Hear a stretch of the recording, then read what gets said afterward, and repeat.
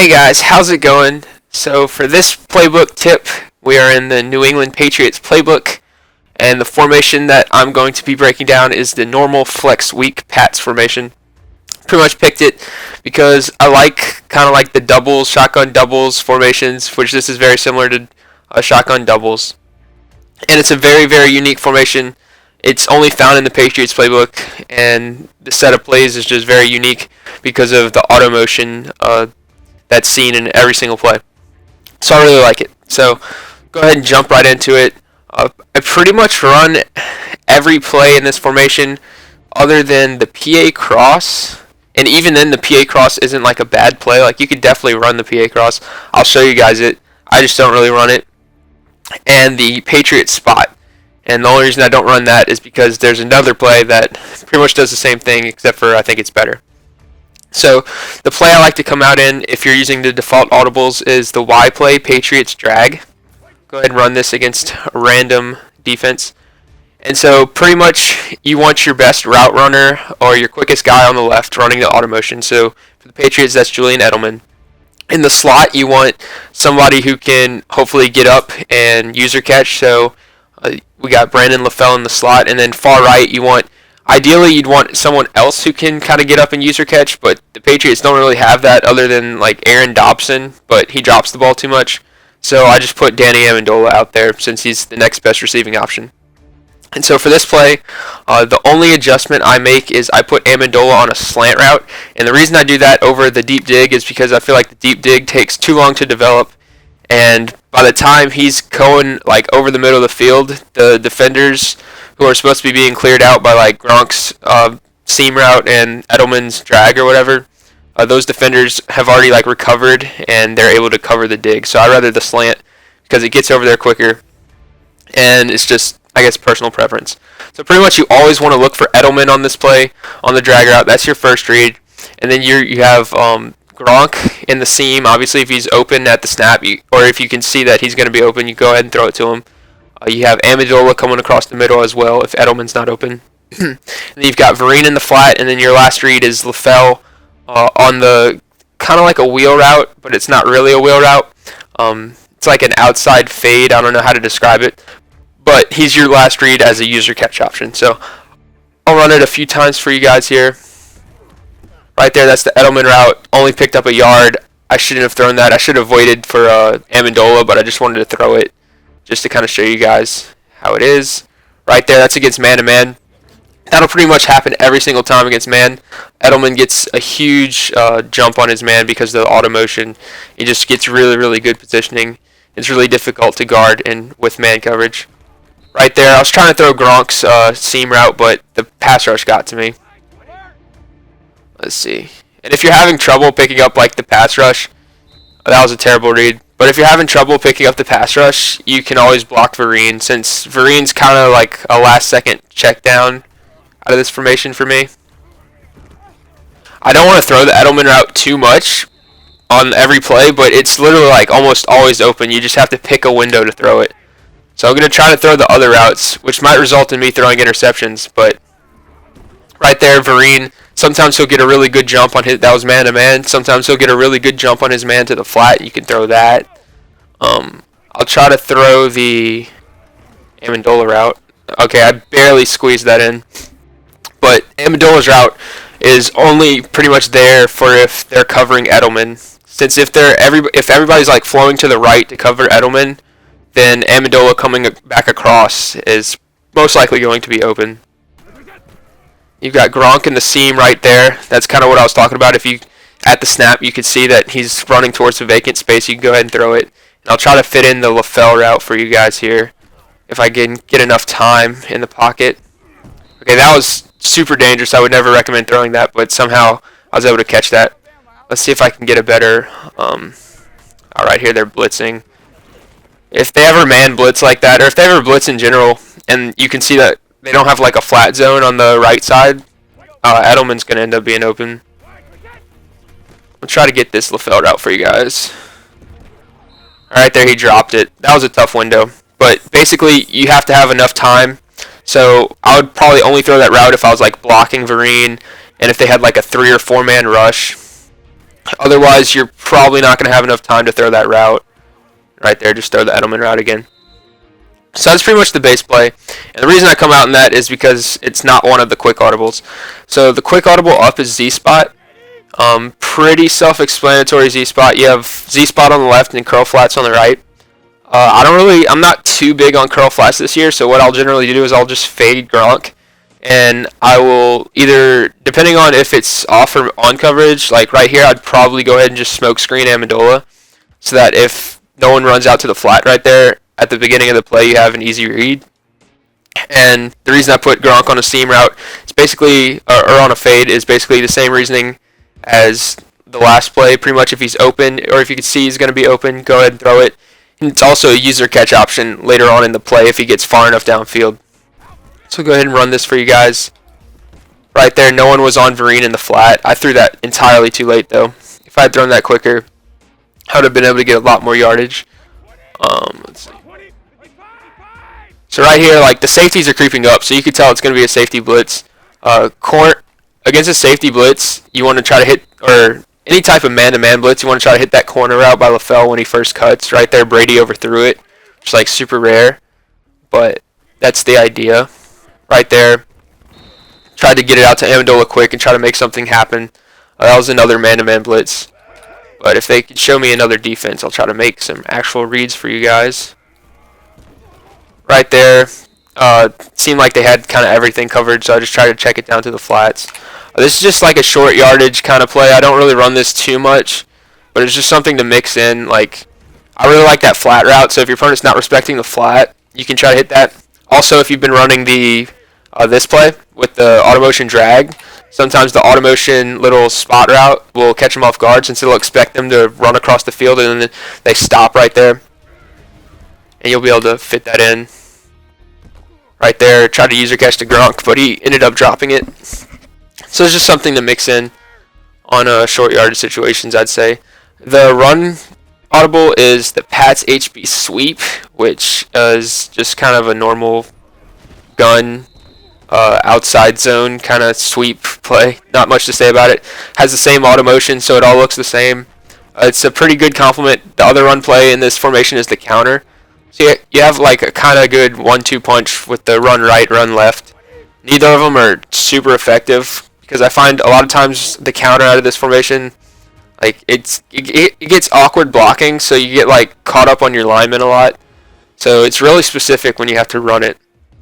The deep pass is Patriots corner, and this is my favorite play in the formation. This is like why I initially, what drew me to this formation. I really like that automotion corner route by Edelman. Pretty much you can throw it at almost any time. If they have a purple zone, it'll kind of cover it, but then you have the flat route underneath to Vereen for easy yards. They pretty much have to put a flat and a purple to the left side in order to stop the route combo. Because if there's just like a flat, you can throw that Edelman route underneath the deep zone defender and cut it off. And then you've got the like kind of inverse zig route by LaFell, where he's coming back across the middle of the field. So that's a great check down. It acts like a delayed drag route. And then you've got Gronk on the out route and Amendola on the post. And what I like to do is I'll put Gronk on the fade route, as the same reasons before. If he's open, throw it. If not, wait for later in the play. It's a user catch option. And pretty much you just read the corner, flat, zig. Like, obviously, if you can see at the snap that the corner route's going to be open, you go ahead and wait for it and throw it. And then you have the flat route if they sink back to the corner. You have the zig coming underneath. And then by the time, if all that's covered, by the time you're reading the zig over the middle, you'll be able to, like, it'll be a really easy transition to look, and you'll see Amendola cutting. If he's open, throw it, and then you've got Gronk. So, just right there, go ahead, hit the zig route, get 6 yards. It's just a really tough play to stop if you make the right reads. It's got a lot of really unique and effective routes on it. Right there, I saw no one was in the flat. Make somebody miss, try to get upfield, get 11 or 12 yards. It's not something you're going to hit a home run on unless like your opponent's bringing super pressure and somehow they leave that corner route like on an island. But right there, that's what happens man-to-man with that corner route. He will just throw it when he cuts, and every single time, especially if you have a good route runner like Edelman, I'm sorry. you'll get really good separation, and it's just really good. You can hit it in stride and try to get upfield. Right there, just hit the flat route. Don't be afraid to hit that flat route, especially if you have a shifty back like Vereen, who can kind of make somebody miss. A lot of people will give you that flat route, and this specific flat route, he cuts to the flat really quickly, so you're able to get upfield like really efficiently, if that makes sense. And it's not like a swing route where you catch the ball like 3 yards behind the line of scrimmage. You're actually catching the ball like 3 yards like in front of the line of scrimmage. So you don't have like nearly as much ground to make up, if that makes sense.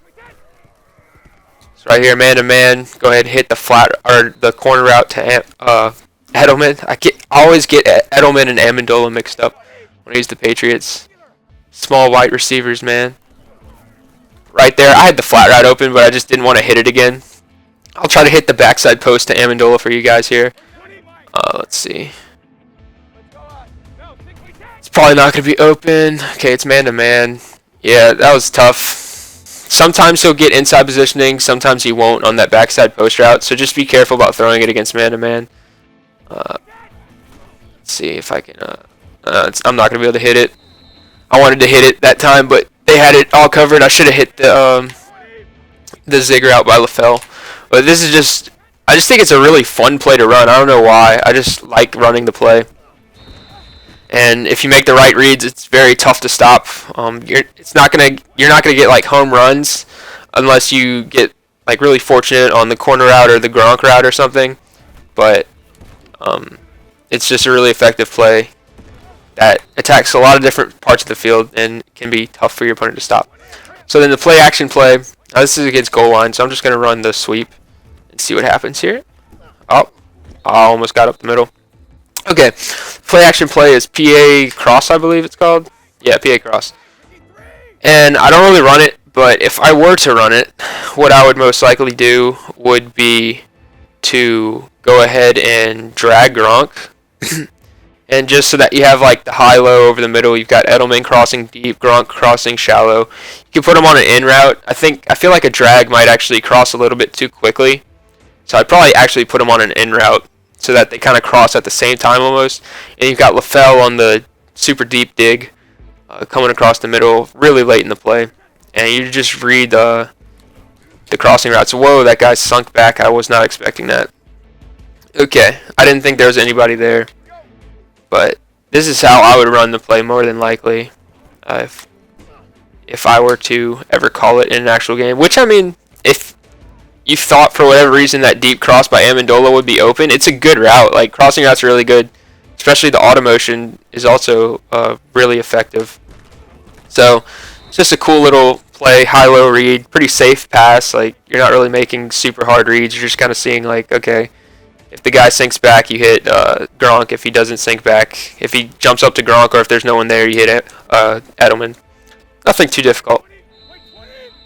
So that's the quick audibles and the base play. So that's 5 plays. I think there's 9 plays in the formation, if I'm correct. Yeah, 9 plays. Pretty much the halfback counter I already talked about. Like, I'll run it a couple times, but you can get awkward blocking. Like that linebacker on the left. Okay, right there, it didn't really happen, and I got pretty fortunate. Got a good kick out block. But the person on the end of the line of scrimmage will, like, a lot of times push your right guard, the guy who's pulling from the right to the left, like, into your running back.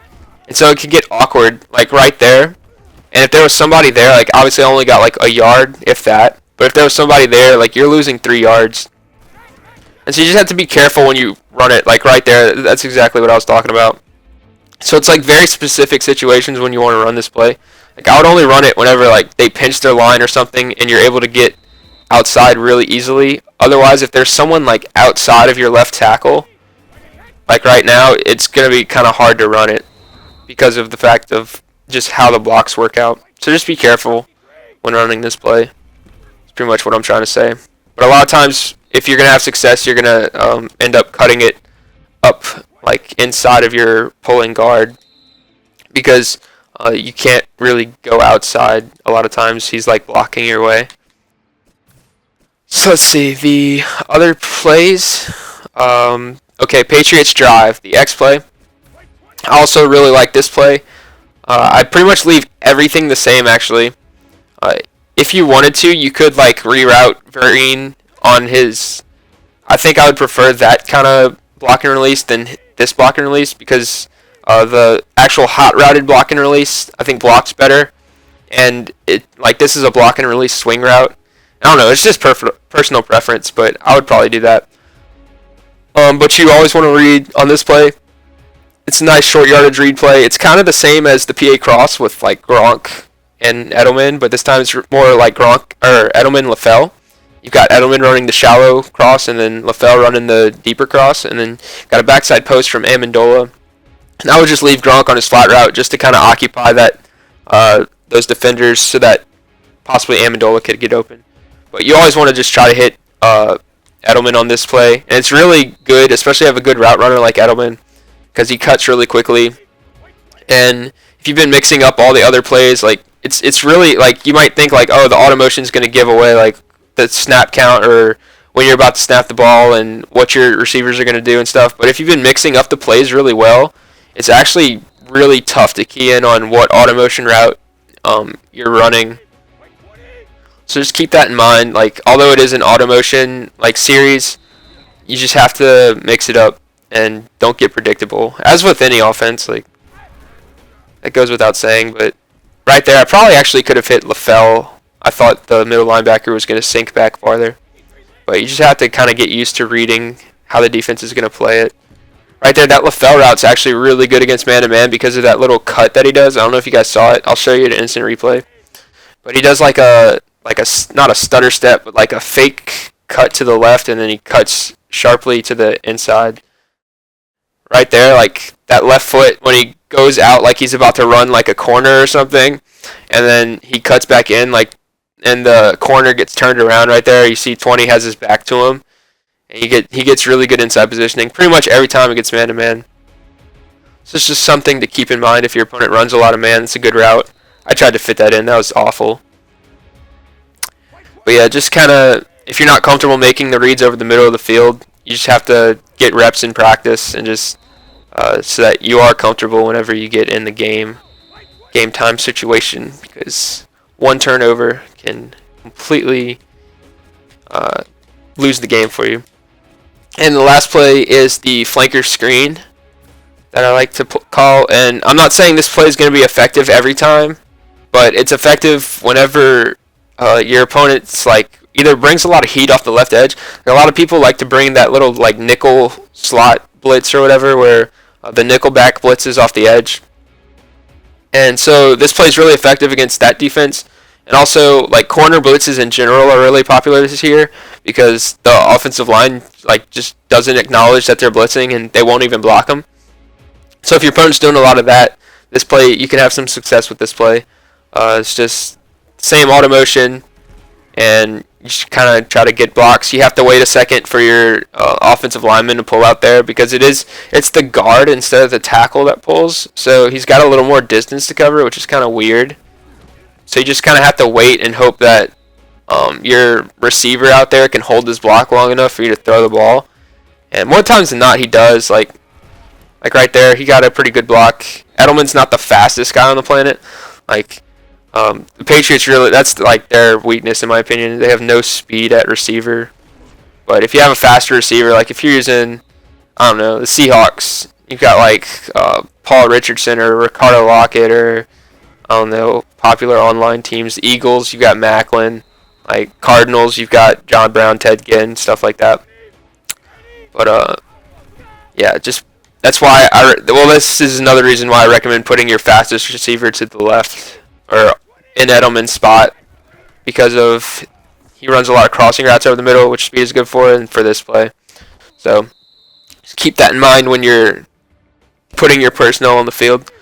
So that's pretty much it for this breakdown, guys. It was about 7 plays, I think, and I really like the formation. So I hope I ran it a lot. Like when the game first came out, and I was using the Patriots playbook, I ran it a lot online. Had a lot of success with it. And I hope it carries over with you guys as well. So until next time, the next video is going to be on the New Orleans playbook, which is a pretty popular playbook. So I'll try to find something like unique out of that not many people run. and that might be kind of challenging, but that's why it's fun. So until next time, guys, I hope this was able to help you out, and I'll see you guys